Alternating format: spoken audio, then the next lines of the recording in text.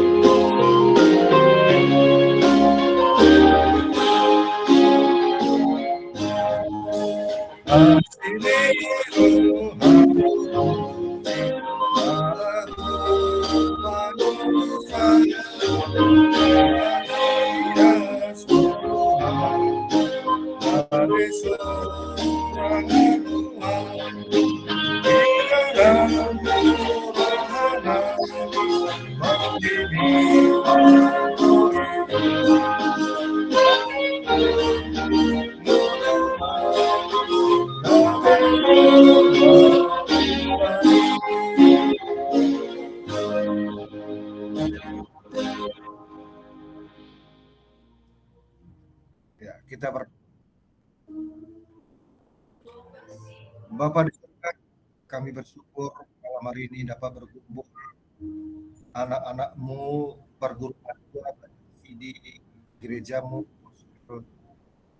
Sambugutuk dan Gospel Moro. Tuhan, pertemuan ini pertemuan lanjutan dari yang kami sangat terbatas dalam perjumpaan seperti memakai Google Meet ini. Tapi Tuhan pakai alat ini menjadi bagian proses belajar mengajar kami untuk mengerti memahami akan firman-Mu, di mana Tuhan mempersiapkan kami menjadi murid-Mu, sehingga pada waktu kami akan menerima CD. Tuhan, datanglah di tengah-tengah kami dan berkati sinyal lancar, perangkat-perangkat handphone saudara kami akan bergabung, Tuhan lancarkan dapat bergabung dalam nama Tuhan Yesus. Amin. Ya, kita sehat dulu. Ini Gracia mana itu di Moro atau satu bentuk? Guntung Amang. Ya, Elis. Dari Moro Amang. Andika. Dari Guntung Amang. Dari mana? Dari Guntung Amang. Vince Torus. Dari Moro Amang. Oh, oke. Bentar ya. Saya pakai dua perangkat.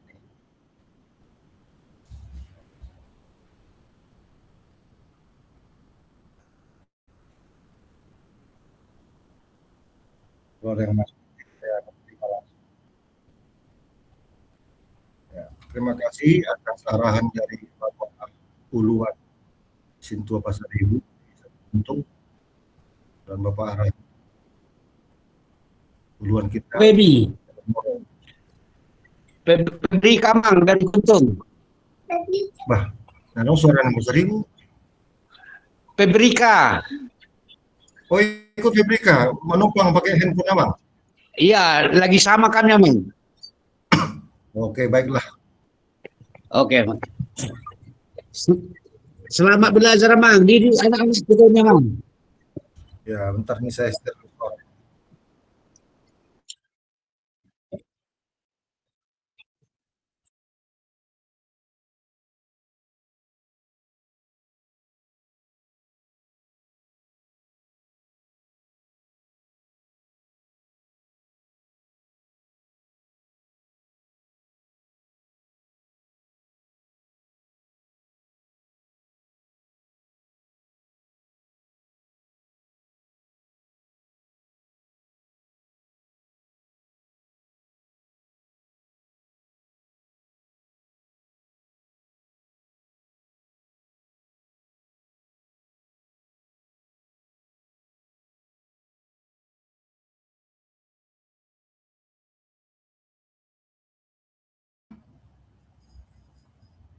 Halo?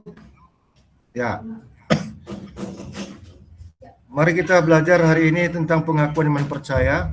Coba bisa itu dibuka dan kalau ada buku tulisnya ditulis, kalau ada pulpennya dipakai.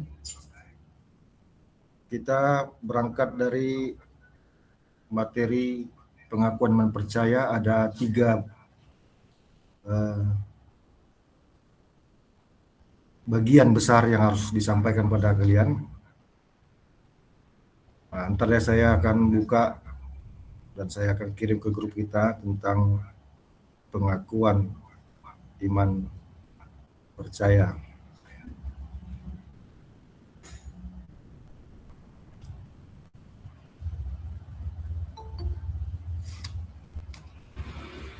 Nah, ini ada yang masuk lagi nih.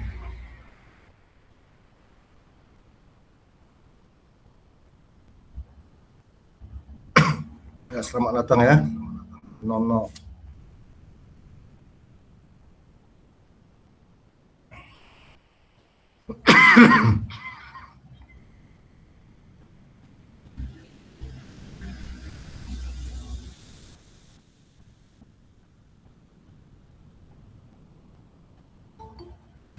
Ini ada lagi bergabung nih, terlambat dia masuk. Michael Sinaga.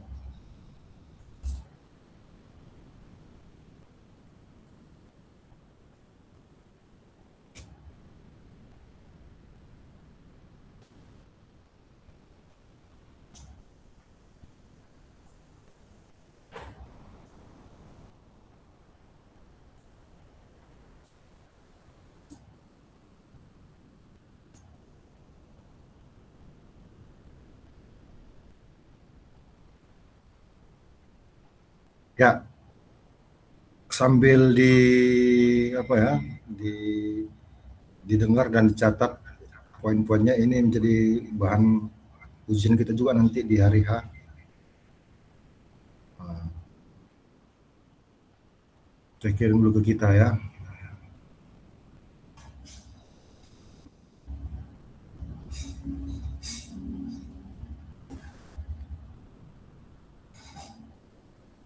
Ya, tolong dibuka grupnya sambil pengakuan iman rasuli. Nah, kita masuk kepada makna 3 bagian besar ya. Kata aku percaya kepada Allah Bapa yang Maha Kuasa, Khalik langit dan bumi. Ini rumusan iman orang percaya mengenai makna yang sangat dalam dan peristiwa besar. Kata Allah Bapa, Dialah Sang Maha Kuasa, pencipta langit dan bumi. Itu sangat terasa sekali bagi kita sampai hari ini. Itu suatu perangkat keutuhan, Khalik dan bumi, termasuk kita manusia. Kita adalah mahkota ciptaan Tuhan, adalah manusia. Jadi semua ciptaan Tuhan, apapun itu di dunia ini, awalnya penuh dengan kebaikan, sangat baik, sampai hari ini. Kehidupan yang kita rasakan hari ini utuh. Jadi tubuh kita ini langit dan bumi ini sebenarnya. Bagian daripada langit dan bumi kita ini. Diri kita, tubuh kita ini, dari rambut sampai ke ujung kaki. Mengapa? Karena kita adalah mahkota ciptaannya. Kalau disebut mahkota ciptaannya, maka kepenuhan, keutuhan langit dan bumi, alam semesta, kitalah yang menjadi puncak ciptaan Tuhan. Jadi saudara kembar kita, bumi dan langit, udara, air, apalagi itu, 4 unsur itu. Cahaya, semuanya Jadi kita di sini harus percaya. Ketika kita mengatakan aku percaya kepada Allah Bapa yang Maha Kuasa, Khalik langit dan bumi, itu semuanya lah bagian dalam hidup kita. Dan kita diciptakan Tuhan segambar dengan rupanya. Inilah maknanya. Dia Maha Kuasa. Semua tunduk kepadanya. Adakah kalian rasakan hari ini? Jangan merasa terpisah. Langit yang kita pijak, bumi kita pijak ini, kaki kita ini kita berada. Kita pijak sekarang lantai rumah kita masing-masing. Ya. Itu bukan di luar kita, bagian dalam kita. Langit. Besok pagi kita lihat langit cerah, malam ini malamlah langitnya. Udara yang kita hirup ini, pergerakan tubuh kita ini, semuanya bagian daripada Allah itu sendiri. Jadi kita berharga, mahkota, kita bahagia. Nah, inilah pengakuan iman percaya.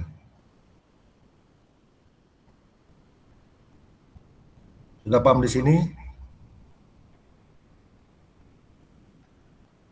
Nah, coba kita baca salah satu dari teman kita. Coba baca dulu kitab Kejadian. Ayo kita buka kitab Kejadian. Buka di handphonenya ataupun di Alkitab, silakan.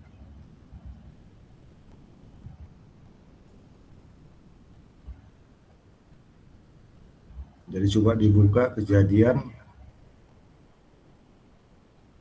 pasal yang kedua.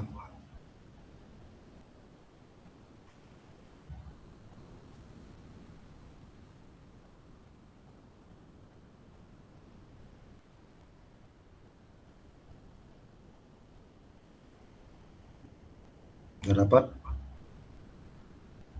Ayat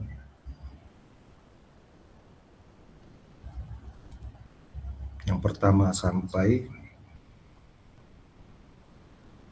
ayat keempat. Ayo dibaca dulu. Ini dasar kita.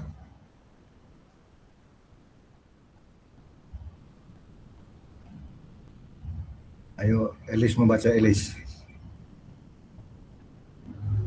Kejadian 2 ayat 1, demikianlah diselesaikan langit dan bumi dan segala isinya, ketika Allah pada hari ketujuh telah menyelesaikan pekerjaan yang dibuatnya itu, berhentilah ia pada hari ketujuh dari segala pekerjaan yang telah dibuatnya itu. Lalu Allah memberkati hari ketujuh itu dan menguduskannya.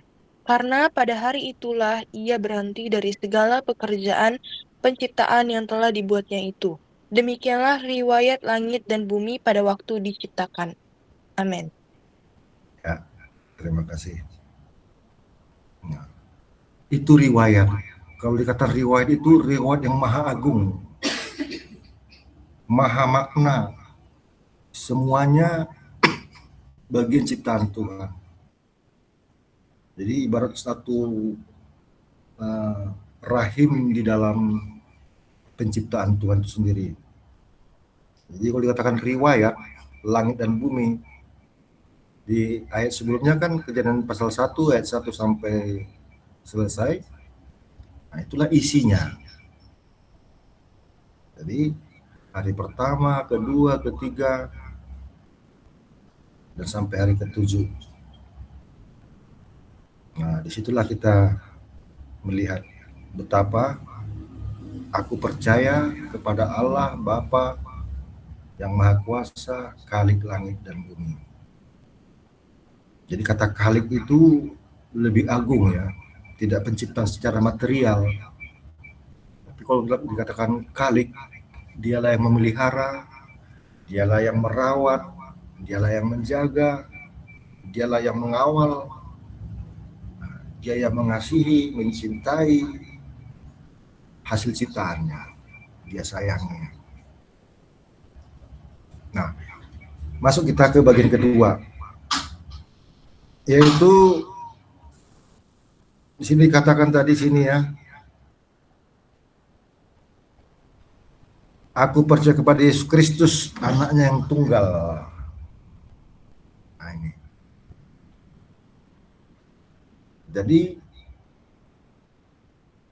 selah antara bagian pertama tadi dengan bagian kedua besar ini, aku percaya pada Yesus Kristus, anaknya yang tunggal, Tuhan kita. Ada dosa terjadi di sana. Jadi kalau sudah masuk kata Yesus Kristus, sudah otomatis ada peristiwa dosa yang harus diselesaikan oleh Tuhan itu sendiri. Jadi dia menyambung ya. Itu alur ceritanya, riwayat bagian dua besar ini. Aku percaya pada Yesus Kristus, anaknya yang tunggal, Tuhan kita yang dikandung daripada Roh Kudus, lahir dari anak darah Maria, yang menderita sengsara di bawah pemerintahan Pontius Pilatus, disalibkan, mati dan dikuburkan, dan turun ke dalam kerajaan maut. Pada hari yang ketiga, bangkit pula antara orang mati, naik ke surga, duduk di sebelah kanan Allah Bapa yang Maha Kuasa, yang akan datang dari sana untuk menghakimi orang yang hidup dan yang mati.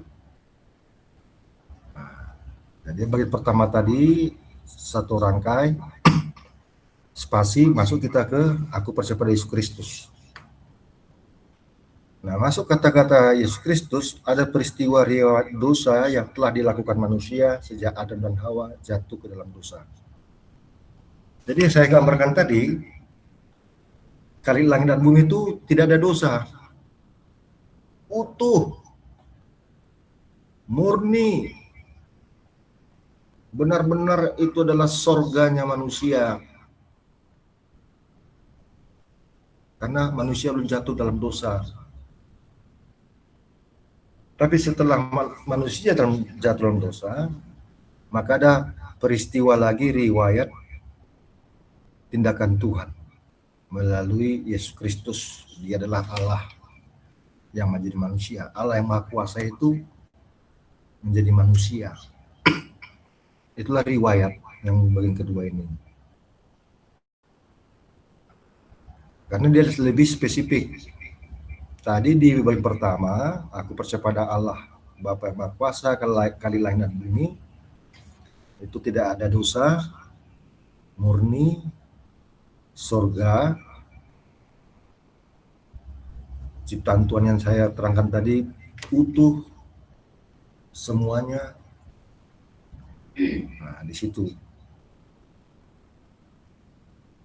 Nah, yang kedua ini harus kita pahami. Nah, tolong dulu, ini suatu cerita Tuhan ini, sekaligus cerita peristiwa manusia yang diselamatkan. Aku percaya pada Yesus Kristus, anaknya yang tunggal. Anaknya siapa? Anaknya Tuhan, yaitu Bapa. Jadi Tuhan memperkenalkan dirinya di kisah yang pertama tadi, riwayat yang pertama, kisah penciptaan secara universal ya, umum. Tidak ada situ agama-agama, tidak ada situ sekat-sekat perbedaan yang merusak kehidupan kita, kehidupan alam ini nggak ada. Itulah Allah yang menyatakan dirinya secara universal. Nah, masuk ke bagian kedua, aku percaya pada Yesus Kristus, ini Tuhan menyatakan, memperkenalkan dirinya secara partikular, khusus. Nah, ini suatu cerita riwayat yang luar biasa. Aku percaya kepada Yesus Kristus. Siapa aku ini? Kita yang percaya. Kita ini bagian dari penciptaan Tuhan dari kisah pertama, riwayat penciptaan sampai hari ini. Nah, orang yang sama yaitu kita juga masuk ke riwayat yang kedua, cerita yang kedua, peristiwa besar di mana Tuhan memperkenalkan dirinya secara khusus, spesifik, istimewa, yaitu dia menyatakan dirinya sebagai menjadi manusia. Namanya inkarnasi. Nah, di sini ya, Yesus Kristus anak yang tunggal Tuhan kita. Ini rumusan iman. Yang dikandung daripada Roh Kudus, lahir dari anak darah Maria. Nah, ini peristiwa besar, ada berapa titik? Allah yang jadi manusia ini, yaitu disebut Yesus Kristus, Tuhan kita. dikandung daripada Roh Kudus. Ini ada nama Roh Kudus. Kata Roh Kudus ini sudah menyangkut peristiwa dosa yang harus diselesaikan oleh Tuhan. Tapi dalam kisah riwayat yang pertama tadi disebut situ Roh Allah ya, bukan Roh Kudus. Coba kita baca dulu Kejadian pasal 1 ayat 1 sampai 2. Gracia mana lu dulu yang membaca dulu?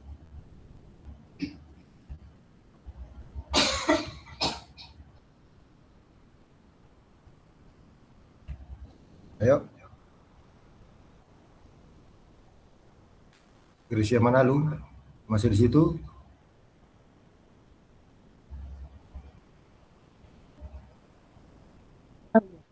Ya, Mang. Ya, baca dulu Pak, Kejadian 1 ayat 1 sampai 2. Siap-siap semuanya, harus standby ya di kamera ya, di handphonenya. Nanti kalau pendeta suruh, berarti orangnya hadir. Nah, silakan baca. Apa, Mang? Kejadian berapa, Mang? Nah, pasal 1 ayat 1 sampai 2. Kejadian 1, pasal 1, ayat 1. Pada mulanya Allah menciptakan langit dan bumi. Bumi belum berbentuk dan kosong. Gelap gulita meliputi samudra semesta dan Roh Allah melayang-layang di atas permukaan air. Nah, tolong digarisbawahi kata Roh Allah di situ. Garis merah atau biru. Stabilo. Nah, stabilo kata Allah di situ, pada mulanya Allah. Berarti Allah memperkenalkan dirinya sudah ada dua ya. Allah sang Khalik dan Allah sebagai sang Roh. Nah, bagian pertama tadi yang saya ceritakan, aku percaya pada Allah Bapa, Maha Kuasa, Khalik langit bumi. Sudah ada di situ dua. Dan itulah kata Roh Allah, bukan Roh Kudus ya. Nah, di bagian kedua, pengakuan iman rasuli tadi, aku percaya pada Yesus Kristus, anaknya yang tunggal Tuhan kita yang dikandung daripada Roh Kudus. Roh yang sama, Roh Allah tadi yang di kisah penciptaan, itu juga Roh Kudus. Di riwayat yang kedua, aku percaya pada Yesus Kristus ini. Nah, kata kudus, dia sangat dekat dengan antitesisnya dengan dosa. Karena manusia telah jatuh dalam dosa, maka manusia tidak kudus lagi. Paham? Nah, sama kisah penciptaan tadi, sebelum jatuh dalam dosa manusia disebut Roh Allah karena tidak ada dosa. Tapi setelah jatuh dalam dosa, ini konteksnya bingkai kehidupan ini, manusia sudah jatuh dalam dosa. Nah, Yesus juga turun menjadi manusia.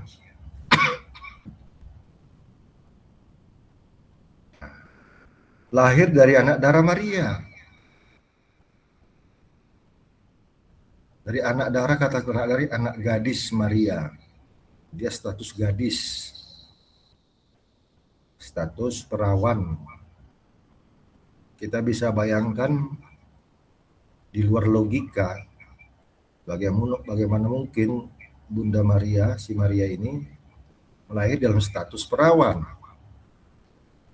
Yang normalnya bahwa Maria sudah berhubungan dengan Yusuf. Tapi Yusuf kan tidak berbaur dengan Maria dalam hubungan suami istri, layaknya sebagai keluarga baru. Buah kasih sayang.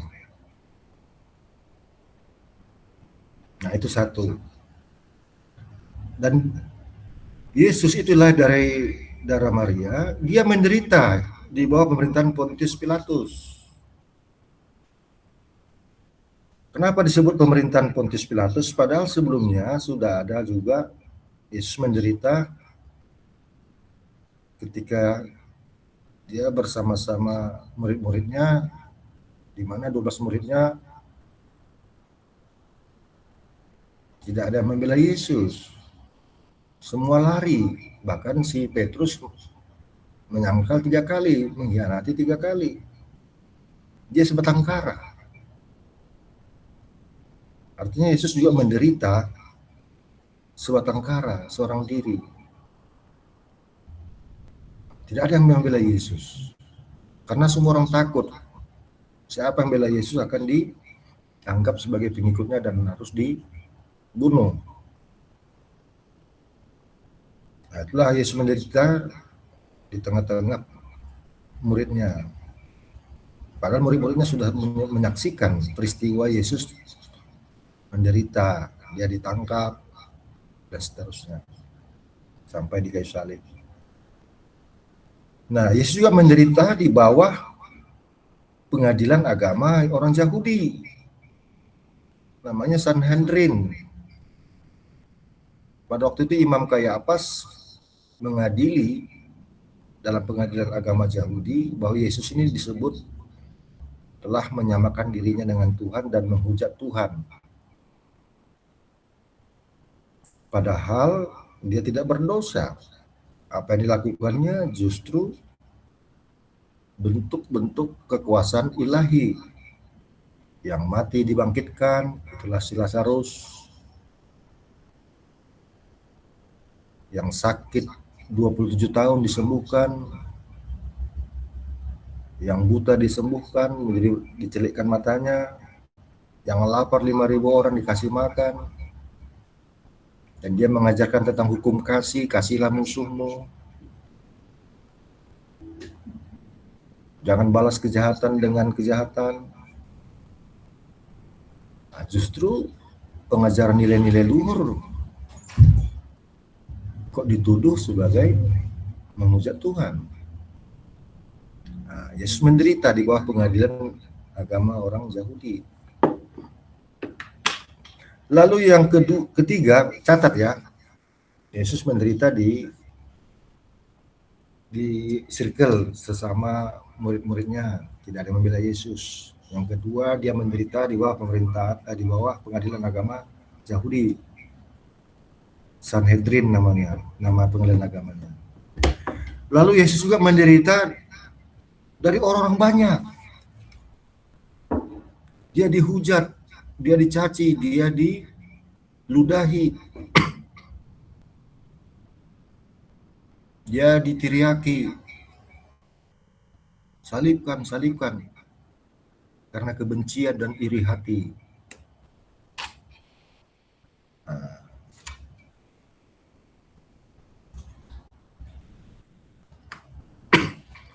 udah 3 kan? Nah, yang keempat, di bawah pemerintahan Pontius Pilatus. Inilah puncaknya. Berarti Yesus menghadapi 4 pengadilan. Pengadilan dari murid-murid Yesus yang mengkhianati Yesus, tidak ada yang membela. Nah, ini pengadilan circle namanya. Barannya soulmate lah, bahasa kerennya sekarang. Nggak ada yang membela. Lalu Yesus berbuat baik. Nah, terus pengadilan kedua, pengadilan agama Yahudi. Nah, ini peristiwa nih, riwayat yang luar biasa penderitaan Tuhan Yesus. Imam Kayafas mengatakan dia harus dibunuh. Lalu dilaporkan ke pemerintahan Pontius Pilatus atau Kaisar. Ketika sebelum ke Pontius Pilatus, ada pengadilan massa. Pengadilan orang banyak. Dia diteriaki, diludahi, dicaci maki. Lalu Tuhan mengatakan, ampunilah mereka Tuhan, karena mereka tidak tahu apa yang mereka perbuat. Nah, yang terakhir puncaknya dalam pemerintahan Pontius Pilatus. Begitu parahnya, menyedihkan. Yesus sebatang kara. Jikalau kita hidup pun pada masa itu, mungkin kita juga berada di 4 pengadilan ini.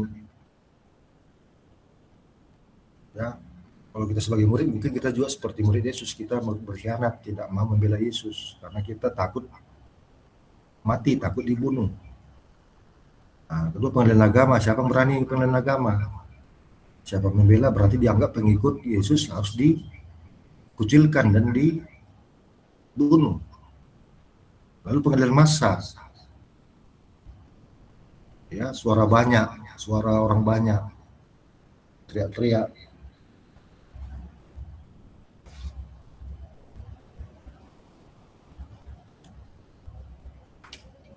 Bayangkan, kalau kita hidup pada masa itu juga, mungkin kalaupun kita tidak berteriak, tapi kita tidak sanggup untuk membela Yesus. Karena siapa yang membela Yesus dianggap pengikutnya harus dibunuh. Seorang banyak, baru pengadilan dari pemerintah. Nih, itu Pintus Pilatus. Nah, itu penderitaan. Lalu dia disalibkan. Nah, kata disalibkan ini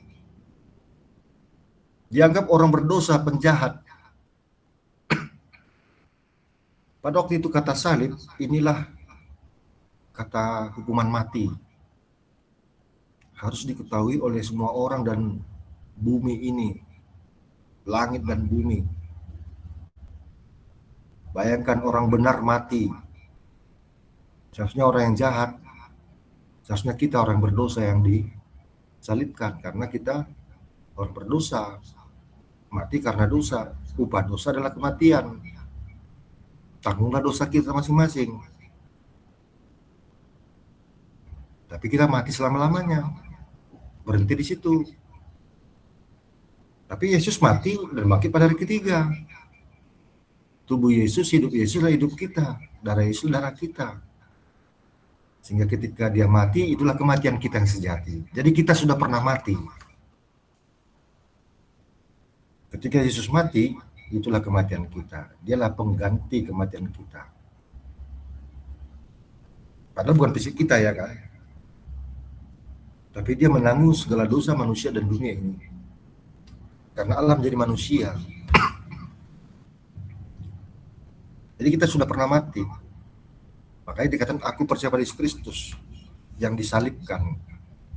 Dia pengganti kita. Nanti kita mati nih pada waktunya. Kita tidak takut lagi mati. Karena Yesus berkata, akulah kebangkitan dan hidup. Barang siapa yang percaya kepadaku, ia akan hidup walaupun sudah mati. Yohanes 11 ayat 25. Paham ya? Nah, dia mati, disalibkan, dan dikuburkan. Nah, ini prosesi kematian manusia. Orang mati dikuburkan.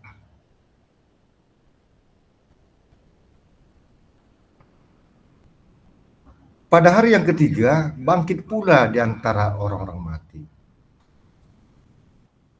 Nah, ini peristiwa luar biasa. Di sini riwayat dosa itu telah ditebus, dosa telah diselesaikan, upah dosa telah dituntaskan, sudah selesai. Artinya ada harapan penghiburan hidup baru. Kita akan dibangkitkan. Sama seperti Yesus yang mati, kita mati. Sama seperti Yesus yang bangkit, kita akan dibangkitkan pada waktunya, pada akhir zaman atau kedatangan Yesus kedua kalinya.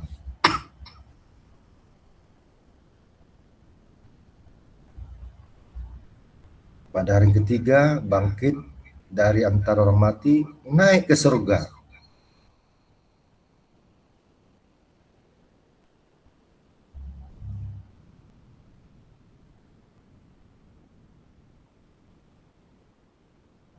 Plus ya, naik ke surga. Dia kembali ke rumah bapaknya, kembali ke istananya, kembali ke akarnya. Naik ke surga dia. Jadi ada kepastian, ada arah yang jelas. Jadi kalaupun kita mati suatu saat, kita nggak kemana-mana. Kita menuju surga, ke rumah Bapa kita. Makanya disebut telah berpulang ke rumah Bapa di surga. Yerusalem baru katanya. Ya kan?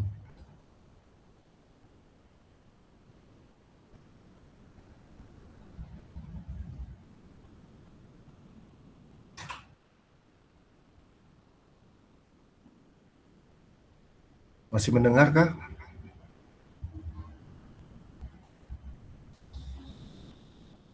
Masih ya?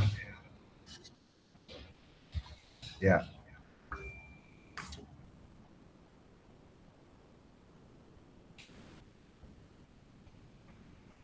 Nah, ini menarik sekali. Pada hari yang ketiga, bangkit di antara orang mati, naik ke surga. Nah, ini tujuan kita. Surga itu tujuan utama dan tujuan awal. Surga itu bisa dikatakan gini. Dulu kalau kisah penciptaan di bagian pertama, belum ada kata surga situ deh. Tapi karena masuk ke bagian kedua, karena dosa, muncul istilah surga semacam pemulihan. Kita kembali ke Taman Eden yang baru, Yerusalem yang baru, bumi yang baru, hidup baru, satu butir pasir pun tidak ada dosa di situ. Jadi penuh dengan nilai-nilai luhur, nilai-nilai Tuhan. Tidak ada lagi gambaran hidup yang di dunia ini ada saling menjatuhkan dan seterusnya, nggak ada. Kita semua saling menopang, saling membangun, saling mendukung, saling menguatkan, dan mengembangkan nilai-nilai luhur ilahi, kebaikan dan kebajikan. Dan akan datang dari sana kelak untuk menghakimi orang yang hidup dan yang mati. Nah, kita yang masih hidup nih, dia akan menghakimi kita. Bayangkan Tuhan menghadapi 4 penghakiman, pengadilan dari circle kehidupan bangsa, dari circle-nya murid-murid Yesus, ya kan? Itu penghakiman pertama. Masuk ke penghakiman kedua, pengadilan agama, dalam arti orang-orang yang beragama cenderung menghakimi, kan? Padahal kita nggak boleh menghakimi. Baru penghakiman yang ketiga dari orang-orang banyak. Nggak semua orang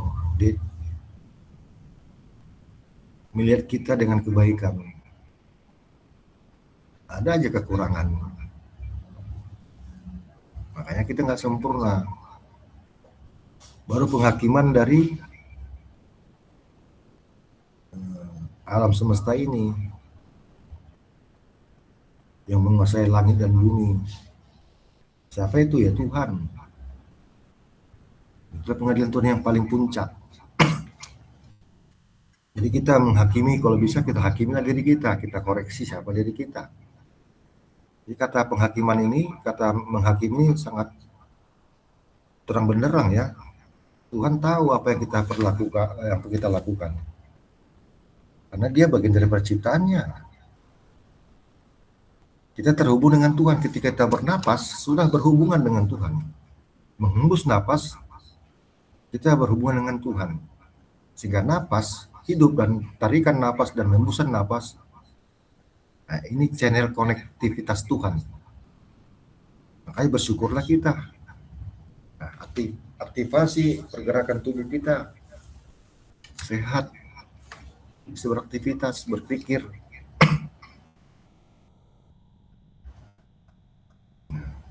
Itu juga bagian keterhubungan Tuhan dengan kita. Jadi kita nggak bisa beralih ataupun berdalih.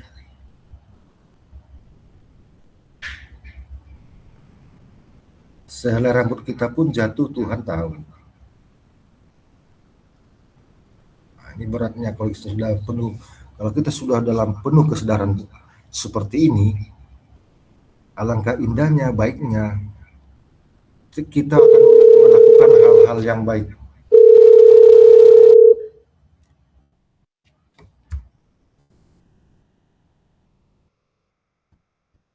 Ya. Supaya kita menjadi dupa yang harum di mata Tuhan. Kita masih muda nih, masih SMA, ada yang mahasiswa.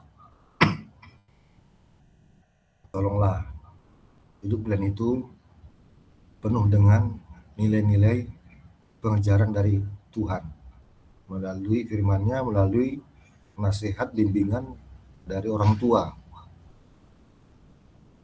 dari lingkaran-lingkaran circle orang-orang baik, menghakimi orang hidup dan yang mati. Jadi Tuhan berkuasa, nggak ada yang tersembunyi, nggak ada yang tidak disingkapkan, semuanya akan tersingkap.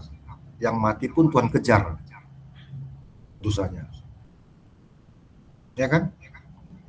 Dia menghakimi orang yang hidup dan yang mati. Tuhan kejar itu.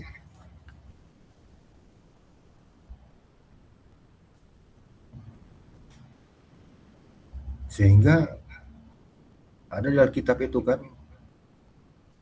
cerita Tuhan. Ada orang kaya yang mati di dunia ini.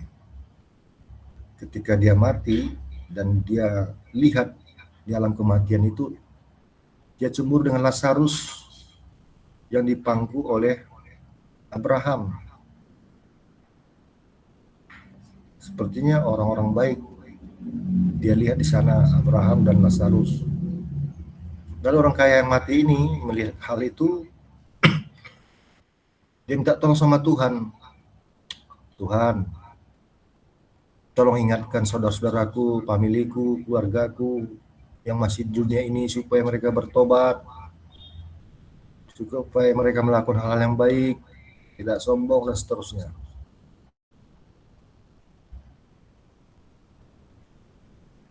Nah, bayangkanlah kan. Jadi Tuhan menghakimi orang yang hidup dan yang mati. Selagi kita masih hidup, masih panjang yang mau kita jalani daripada yang sudah dilewati, mari kita hidup di dalam Tuhan. Nah, yang terakhir 9 menit lagi ya, supaya tuntas ini. Aku percaya kepada Roh Kudus, gereja yang kudus dan persekutuan orang kudus, pengampunan dosa, kebangkitan daging dan hidup yang kekal.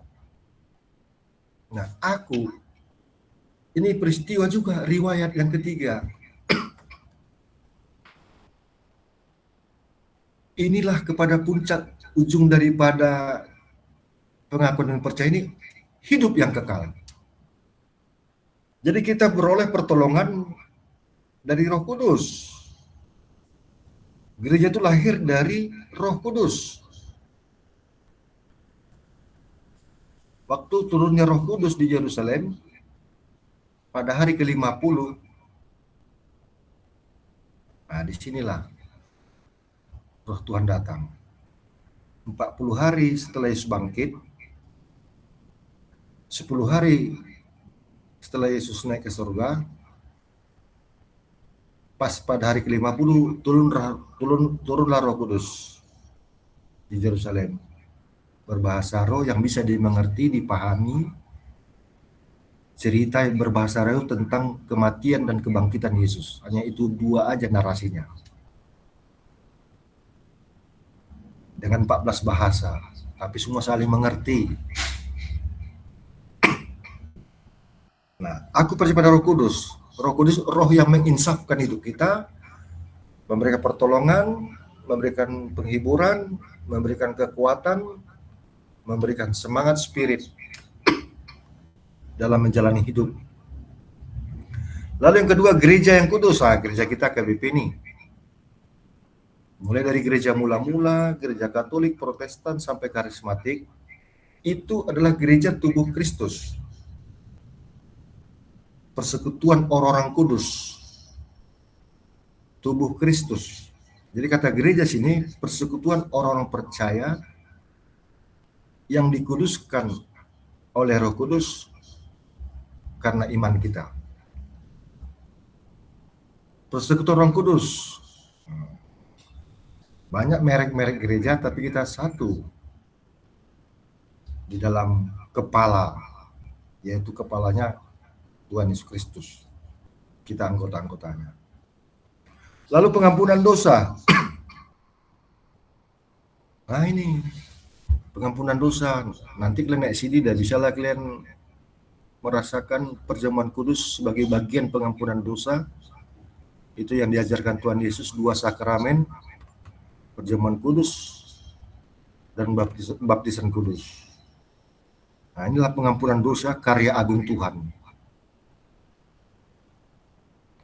Enak sekali kita dengar berita ini. Kayaknya ceritanya dari bagian pertama, kedua, ketiga, ujungnya endingnya sangat manis. Persekutuan Orang Kudus, pengampunan dosa, kebangkitan daging, kebangkitan tubuh. Ajaib ini keajaiban. Yang mati sudah ribuan tahun yang lalu, puluhan ribu tahun yang lalu, jutaan tahun lalu, si Adam dan si Hawa sampai hari ini yang telah meninggal dunia. Bagi yang percaya pada Yesus dan pada zamannya percaya pada Allah Bapa dan karya-karya pengampunan dosa akan dibangkitkan. Bisa kan? Karena Tuhan yang menciptakan langit dan bumi, tanah, yang mengembuskan napas, bisa saja.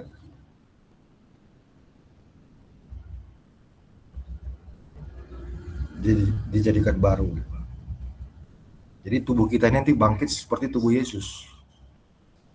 Sudah imun, tidak ada lagi dosa, karena sudah di sorga sana. Dan hidup yang kekal. Nah, ini yang terakhir. Jadi kalaupun kita nanti mati, kita akan senyum. Tidak begitu sedih sekali, karena sudah ada janji Tuhan. Barang siapa yang percaya kepadaku, ia akan hidup walaupun sudah mati. Akulah kebangkitan dan hidup. Yesus berkata, Yohanes 14:6, akulah jalan kebenaran dan hidup. Tak seorang pun sampai kepada Bapa kalau tidak melalui aku. Nah, sampai di sini dulu kita kejar target ya. Karena di Moro katanya bulan April naik sidik klien, padahal kurikulum kita banyak. Nah, tapi kita kejar target kurikulum standarnya tercapai inilah. Kalian harus tahu ya bahasa Bataknya, nanti saya kirim ke kita. Udah saya kirim ya ke kita ya. Pengakuan iman percaya. Hata haporsiaun. Kata Batak, kita HKBP loh, Huria Kristen Batak. Tadi ini saya terangkan bahasa Indonesianya.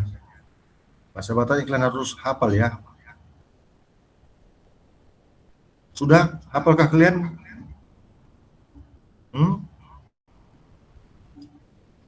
Ini saya kirim ini, video singkatnya nih. Tolong kalian, mungkin udah sering ya dengar ini. Di ibadah kayu Tanjung Batu saya potong, saya edit. Nah, tolong kalian baca. Tahan tidak kon maha persiapkan. Benar ya? Songon nahina tidak kon idong atas sa persiapan di sadok portibion rak mahita madok. Sama-sama kita. Tahu persiapan di debata jamuga ido ama pargoko nasahat dosan natu mau palangit dohtan. Tahu percaya di Yesus Kristus, anak di debata Jehovah, nasa sedai, iman at iniuon si Maria, nakabegabean siya toni perbadia, andorang sohagulungan. Ido tuhata, natumaw na beri, di bangunan ni Pilatus, nama detarpajal do idana dihaw inarsila, natuat tuban wator udengitanong. Namulak mangolu dia di pataduhon. Namanai kusuko laudul kesiamun di debata Jehovah. Amanai parguru naso hatu dosani. Disima igata pai mamulak sokot tetanohon. Mangumi halak na mangolu do namate. Kau persea di tondi parbadia. Jala adong sadauria nabadia.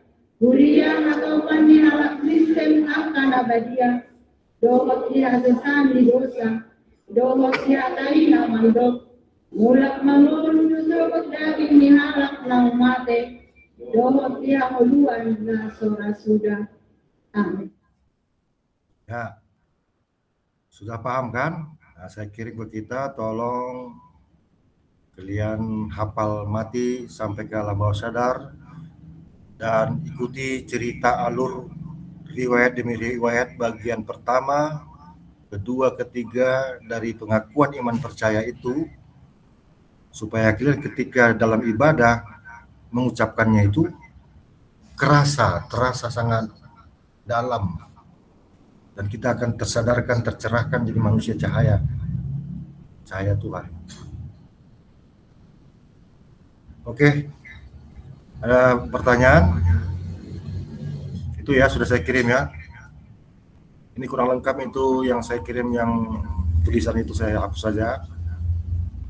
Nah, di situ sudah ada bahasa Bataknya dan ejaannya. Oke, sampai di sini dulu. Coba dulu buka semuanya wajahnya biar kita screenshot.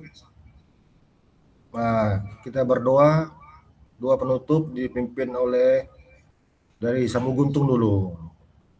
Siapa ini? Ya, biar kita screenshot ini sebentar. Kita ini kan kita rekam, kita akan sampaikan ke kita lagi. Nah, bagi yang tidak, teman-teman yang tidak datang bisa dia pelajari dengan ini. Oke, bentar, 1, 2, bagus apanya? Wajahnya senyum. Oke, dari Samu Guntung dulu yang berdoa, doa penutup. Siapa? Nih, Bor Pasaribu. Mungkin doanya.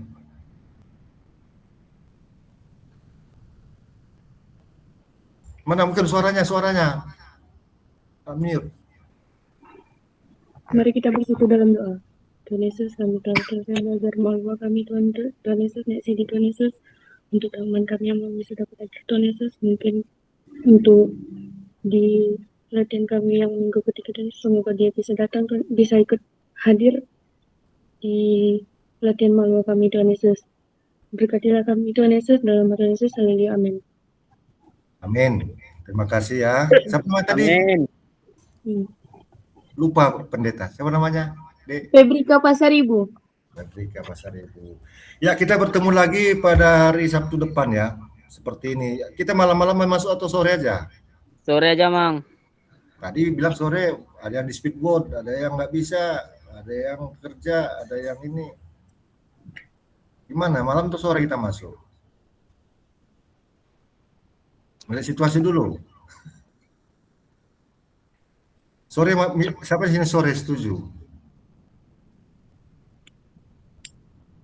Saya gini deh, belajar PAD anti remaja di Tanjung Batu ini jam 7 malam masuk seperti ini, malam hari Sabtu malam. Karena minggu depan baru kami belajar PAD, karena pertanyaan pemuhai kami pertama. Gimana sore? Jam 5 kah? Jam 5 aja? Atau jam 6? Hari Sabtu jam 5 ya. Oke ya. Oke ya, ikuti dulu arahan pendeta jam 5, kasih tahu sama teman-temannya. Terima kasih atas kesediaannya bergabung. Kita yang absen, yang hadir inilah 1, 2, 3, 4, 5, 6, 7, 8, 2 lagi nggak datang. 5 orang dari Moro, kayaknya 5 orang dari Guntung ya. Dari Moro berapa orang? Semuanya 5 ya. 5 dari Guntung itu. Oke, terima kasih ya. Selamat makan, selamat malam, selamat beribadah besok. Tuhan Yesus berkati. Horas.